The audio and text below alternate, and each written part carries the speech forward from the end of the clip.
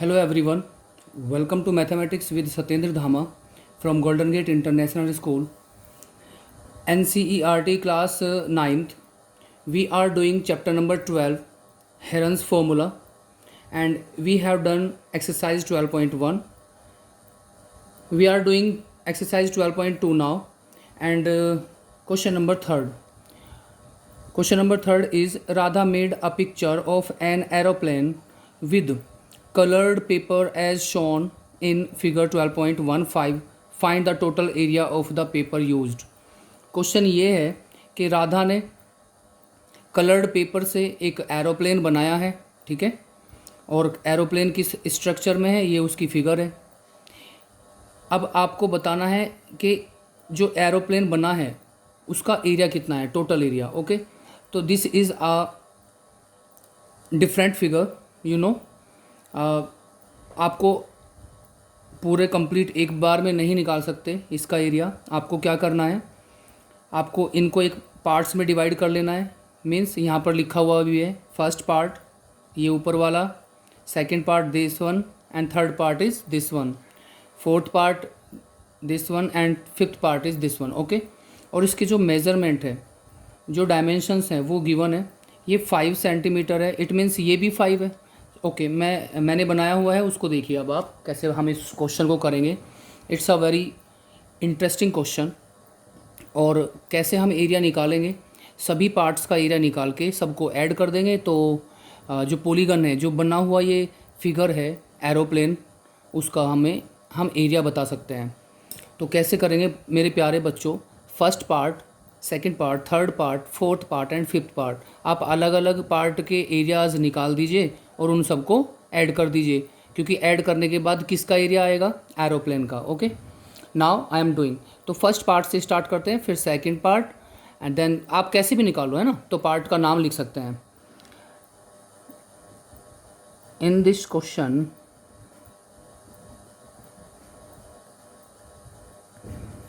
Area of aeroplane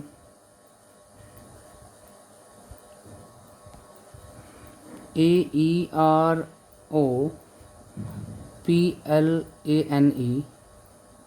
is equal to area of part first, second, third, fourth and plus fifth part. Okay, तो इसी के equal होगा ना, तो that is area of first part. Area of first part. अब आपको first part का area निकालना है। तो आप बच्चे एक बार देखिए, ये एरोप्लेन की शेप में बना हुआ है, तो आपको पता है कि जो जितना एरिया यहाँ पर होगा, मीन्स राइट हैंड साइड में, उतना ही लेफ्ट हैंड साइड में होगा। अब आप देखिए, अगर जो एरोप्लेन बनेगा तो दोनों तरफ का जो पार्ट है वो इक्वल होना चाहिए ना, तभी तो वो फ्लाई कर सकता है, तभी तो उड़ सकता है। और ये जो पार्ट है ये भी आपका, ये 5 centimetre, then it will be 5, ये भी 5 होगी। क्यों? क्योंकि आपने देखा है कोई भी फिगर जो होती है, जैसे एरोप्लेन या कोई भी, उनका दोनों तरफ का हिस्सा जो है वो बिल्कुल सेम होता है, ठीक है ना। ओके, जैसे हम मान लिया बस है, तो आपको बस का पता है व्हील क्या होता है, जो पहिया होता है उनका सबका जो लेंथ ब्रेथ है या फिर जो सर्कुलर है वो सेम होता है, उनका जो पहिया होता है, ठीक है ना। तो बस तभी तो चल पाएगी अच्छे से। ओके, तो आप इस चीज़ को इग्नोर करना। आपको इग्नोर करना है कि ये और ये वाला पार्ट अलग अलग है, ये दोनों पार्ट क्या हैं, इक्वल हैं। ये चीज़ इग्नोर करनी है कि ये दोनों अलग अलग हैं। ओके, तो जो एरिया ये होगा वही एरिया ये होगा। तो ये वाला एरिया डिफरेंट है क्योंकि एक ही है, ये दोनों साइड के इक्वल है। This one is different, second part, and ये टोटली डिफरेंट है, थर्ड पार्ट। तो एक एक पार्ट का हम करेंगे। ओके, तो ये 5 सेंटीमीटर है, तो दिस विल बी 5। ये 1 सेंटीमीटर है, यहाँ से देखिए 1 सेंटीमीटर है इसकी ब्रेथ, ये वाली जो चौड़ाई है। तो ये फर्स्ट पार्ट है, सॉरी 1 सेंटीमीटर है, तो ये भी 1 सेंटीमीटर होगा। क्यों? क्योंकि जो सेकंड पार्ट है ये अपोजिट साइड इक्वल और पैरेलल हमें दिखाई दे रही है, ठीक है ना। तो ये भी आपका क्या होगा, 1 सेंटीमीटर मैं यहाँ लिख रहा हूँ, और ये भी 5 सेंटीमीटर मैंने लिख लिया।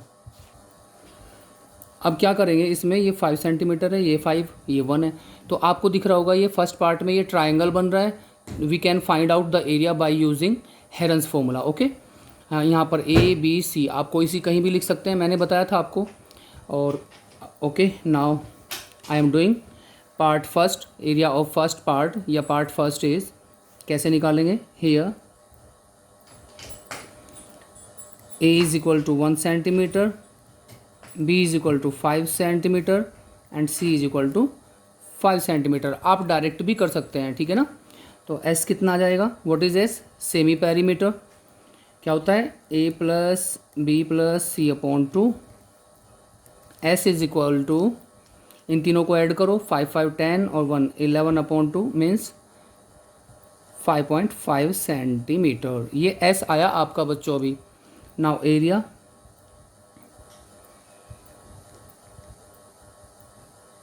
बाय हेरन्स फॉर्मूला कैसे निकलता है. Root s into s minus a s minus b s minus c. Okay, now area is equal to, आप निकाल सकते हैं इसको. तो एरिया जब यहाँ पर एस की वैल्यू निकालेंगे लिखेंगे तो ये है 5.5. ओके, आपको साथ साथ माइनस करना है. 5.5 में से 1 माइनस करेंगे तो 4.5. ये इनटू में है यू नो. और 5.5 में से 5 माइनस करेंगे तो 0.5 और इनटू में फिर से 0.5. ओके बच्चों, तो यहाँ पर आप इसको सोल्व कर सकते हैं. इसके फैक्टर्स कीजिए. कैसे करेंगे. 5.5 को हम लिख सकते हैं 55 upon 10 into 45 upon 10 into 5 upon 10 into 5 upon 10. तो प्यारे बच्चों, जब आप इसको सिंप्लीफाई करोगे जैसे मैंने रफ कॉपी में करके देखा है तो आपका आ जाएगा यहाँ पर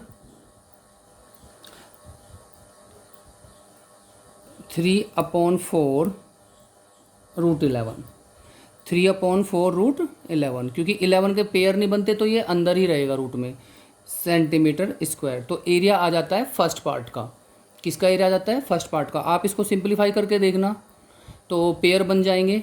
और 3/4 ऊपर से 3 आ जाएगा, नीचे से 4 आ जाएगा डिनोमिनेटर से. तो जो पेयर नहीं बनता वो 11 है, उसको ऐसे रहने दो अभी. ठीक है बच्चों, इसको ऐसे रहने दो आप. इसके बाद बच्चों क्या करेंगे. Area of second part. तो एरिया ऑफ सेकंड पार्ट बड़े ध्यान से समझना. क्या दिख रहा है ये आपको. रेक्टेंगल. ये किसकी शेप है. रेक्टेंगल की शेप है. Because opposite side equal and parallel. 1 centimetre, यहाँ भी 1 है. ये 6.5 है तो ये भी 6.5 होगा. बताया था आपको, ये मानना ही पड़ेगा क्योंकि ये एरोप्लेन है, दोनों तरफ सेम होता है. ठीक है ना, सिमेट्री बनेगा. तो यहाँ पे ये रेक्टेंगल का काम कर रहा है सेकंड पार्ट. तो एरिया ऑफ रेक्टेंगल होता है L/B. और यहाँ पर लेंथ कितनी है 6.5 और ब्रेथ कितनी है 1. तो very easy. Area of second part will be, area हो जाएगा area is equal to L/B. L/B होगा ना. और लेंथ कितनी बताया था 6.5 इंटू 1. तो ये आ जाएगा 6.5 सेंटीमीटर. ये तो बहुत इजी है. इसका भी एरिया निकल गया सेकंड पार्ट का. नाउ आप थर्ड पार्ट पर आइए. थर्ड पार्ट को कैसे करेंगे. मैं इसकी शेप बना लेता हूँ एक बार. Now area of third part. Okay, कैसे करेंगे. मैं इसके एक बार इसको, क्योंकि ये थोड़ा डिफरेंट था तो मैंने इसको अलग बना लिया थर्ड पार्ट को. ठीक है, क्या था ये इस शेप में था थर्ड पार्ट, ऐसे और ऐसे. ये 1 सेंटीमीटर. ये भी, ये कौन सी शेप है. ट्रापीजियम है ये, है ना. ये ट्रापीजियम है. आइसोसेल्स ट्रापीजियम. आइसोसेल्स ट्रापीजियम क्या होता है. जिसकी दोनों साइड इक्वल होती हैं और ऑपोजिट साइड पैरेलल होती है. 1 पेयर पैरेलल होता है. तो इसके मैं पॉइंट ले लेता हूँ. A B C D and ये पॉइंट मैंने ले लिया E और इसको ले लेते हैं L. इसको H मान लो. तो अकॉर्डिंग टू क्वेश्चन ये कितना था 1 सेंटीमीटर. ये भी 1 सेंटीमीटर, ये भी 1 सेंटीमीटर और ये था आपका 2 सेंटीमीटर. तो मैंने यहाँ पर एक कंस्ट्रक्शन किया. यहाँ पर एक ट्राइंगल बना लिया. ठीक है ना. ये ट्रापीज़म था ऐसे. मैंने इसके ये साइड जो है AD के पैरेलल मैंने EC बना लिया यहाँ पर. ठीक है, तो ये भी 1 सेंटीमीटर हो जाएगा. फिर जब ये पैरेलल बना लिया तो ये यहाँ से यहाँ तक 1 था. तो ये भी कितना एरिया कवर करेगा यहाँ तक 1 सेंटीमीटर. क्योंकि ये 2 था पूरा 2 सेंटीमीटर, तो ये 1 है, तो ये बचा हुआ भी 1 सेंटीमीटर होगा। प्यारे बच्चों बड़े ध्यान से समझना, थर्ड पार्ट को निकालना थोड़ा सा हार्ड है, लेकिन जब आप ध्यान से समझोगे तो ये हो जाएगा। थर्ड पार्ट है ये, एरिया ऑफ थर्ड पार्ट। तो कैसे निकालेंगे एरिया ऑफ थर्ड पार्ट? ये कौन सा, ये किस तरह की फिगर हो गई? 1 centimetre 1 centimetre 1 centimetre and 1 centimetre, ये हो गया है रोम्बस, ठीक है ना। और रोम्बस का एरिया आराम से निकल जाएगा। इसके बाद देखिए बच्चों, देखिए यहाँ पर सबसे पहले मैं इस ट्राइंगल का एरिया निकालता हूँ। एरिया ऑफ ट्राइंगल, इसका नाम है CEB, CEB। तो इसका एरिया निकल जाएगा हमको 1 सेंटीमीटर, ये भी पता है, ये वाली साइड भी पता है, और ये भी 1 है, ठीक है ना, क्योंकि ये 2 था, यहाँ से यहाँ तक 1 हो गया, तो यहाँ भी 1 बचा। तो S निकाल लीजिए पहले, तीनों का सम अपॉन 2, तो 1 + 1 + 1 अपॉन 2 मीन्स 3 अपॉन 2 सेंटीमीटर आ गया है आपका क्या? S। और एरिया क्या आता है? Bye using Heron's formula, area of triangle CEB का एरिया आ जाएगा root S × S - A S - B S - C। तो आप जब एरिया करो निकालोगे तो S कितना था? 3/2। आप डेसिमल में भी लिख सकते हैं, ऐसे भी कर सकते हैं। आपको क्या करना है? सिंप्लीफाई। आप साथ साथ माइनस करते चलें। 3/2 में से 1 माइनस करेंगे तो कितना आ जाएगा बच्चों? 1/2, और एक और 1/2, और एक और 1/2, क्योंकि सभी की वैल्यू क्या है? 1 सेंटीमीटर है। 1 माइनस करना है 3/2 में से, तो एरिया इक्वल टू आ जाएगा। इसको आप सिंप्लीफाई करके देखना, मैंने किया था, तो सिंप्लीफाई करके आया है √3/4 सेंटीमीटर स्क्वायर। अभी एरिया पूरे का नहीं आया, अभी एरिया किसका है? ट्राइंगल का। ओके, ट्राइंगल का एरिया आने के बाद एक बार हमको हाइट निकालनी है। तो हाइट निकालने के लिए क्या करेंगे? ऑल्सो एरिया ऑफ ट्राइंगल क्या होता है? एरिया ऑफ ट्राइंगल फिर से आप लिख सकते हैं CBE, ठीक है ना। क्या होता है? 1/2 बेस इंटू हाइट, ये भी तो होता है एरिया। तो एरिया, और आपका एरिया हेरन्स फॉर्मूला से ही आया, और जो नॉर्मल फार्मूला होता है जिसमें राइट एंगल ट्राइंगल वाला जो फार्मूला होता है area of triangle 1/2 base into height, तो एरिया तो सेम ही रहेगा, ठीक है ना। तो हम जो एरिया आया है इसके इक्वल लिखेंगे तो H निकल के आ जाएगा यहाँ से। Area equal to √3/4 equal to, ये इक्वल टू का साइन है, 1/2। बेस कितना था? यहाँ से यहाँ तक का बेस 1, एंड हाइट कितना है? हाइट हमको फाइंड करनी है, तो यहाँ से हाइट आ जाएगी आपकी 2 × 2 = 4 √3/2 सेंटीमीटर। ये हाइट आया अभी सिर्फ। अब एक बात ध्यान से समझो बच्चों, ये हाइट ट्राइंगल का है, तो ट्रापीजियम का भी हाइट है ये, यस। तो आपका क्या होता है? Area of trapezium, area of trapezium होता है 1/2 sum of parallel side into distance between them, ठीक है ना। ये फॉर्मूला होता है, तो अब इजीली हम इसमें एक फॉर्मूला लगा सकते हैं, पूरे का एरिया आ जाएगा। इसका एरिया निकाला पहले ट्राइंगल का, उससे हाइट निकाला, क्यों? Because we need height. Trapezium के फॉर्मूले के लिए हमें हाइट की ज़रूरत पड़ती है।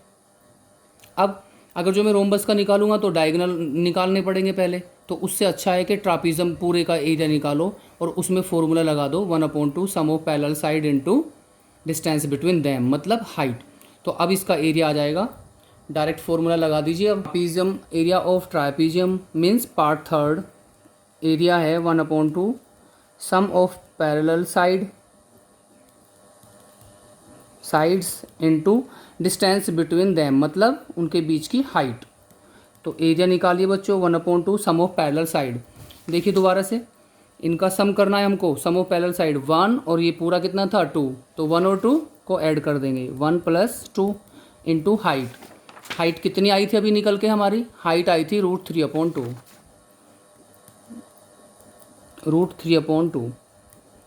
तो एरिया आ जाएगा 1/2, 2 और 3, सॉरी 2 और 1 3 इंटू √3/2, तो आ जाएगा 3√3/4 सेंटीमीटर स्क्वायर। ये थर्ड पार्ट का एरिया आ गया।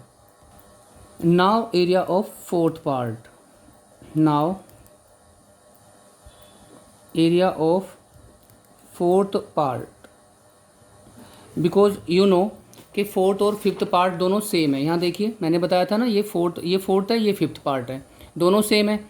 ये 6 सेंटीमीटर है और यहाँ से यहाँ तक कितनी है 1.5, ये भी 6 होगी, ठीक है ना, ये भी आपकी 6.5 होगी और ये क्या होगी, ये वाली 1.5। ओके, तो आपको दिख रहा होगा ये राइट एंगल ट्राइंगल बन रहा है। क्या बन रहा है ये? Right angle triangle. Right angle triangle है ना, क्योंकि एक दूसरे के परपेंडिकुलर दोनों लाइन, तो यहाँ पर area of right angle triangle लगा सकते हैं हम। और क्या होता है 1/2 into base into height. Area of right angle triangle equal to 1/2 base into height. तो एक का निकलेगा तो ये भी सेम रहेगा। इट मीन्स अगर जो आपका फोर्थ का निकल गया तो फिफ्थ का निकल जाएगा। तो या तो दोनों को ऐड कर लेना या फिर 2 से मल्टीप्लाई कर लेना, ठीक है ना। तो अब मैं निकालता हूँ एरिया ऑफ फोर्थ पार्ट। तो एरिया ऑफ फोर्थ पार्ट निकालने के लिए आपको पता है area of right angle triangle equal to होता है 1/2 बेस इंटू हाइट। तो एरिया का आ जाएगा 1/2। इसमें साफ साफ पता था आपको बेस आप इसको ऐसे रोटेट कर लो, ठीक है, आपको साफ साफ दिख रहा है बेस कितना है 6.5, या ये इसको बोलो 6.5 या इसको बोलो, दोनों सेम है। और हाइट कितनी है यहाँ से यहाँ तक 1.5। तो आप बेस लिख सकते हैं 6.5 और हाइट लिख सकते हैं 1.5, ठीक है। आप इसको सोल्व करेंगे, आप इसको सोल्व कीजिए तो आ जाएगा 4.5 सेंटीमीटर। ऑल्सो ऐसे ही निकल जाएगा area of fifth part same है ना, equal to area of fourth part. Means इसका एरिया आ जाएगा फिर से 4.5 सेंटीमीटर। तो पार्ट फोर्थ और पार्ट फिफ्थ का दोनों का सेम है, क्योंकि फिगर भी सेम है तो एरिया भी सेम आएगा। अब आपको part first, part second, part third, part fourth and part fifth तक आप इन सबको इनको ऐड कर लेंगे तो एरिया ऑफ एरोप्लेन आ जाएगा, ठीक है ना। तो देखिए यहाँ पर कैसे करेंगे। Last step is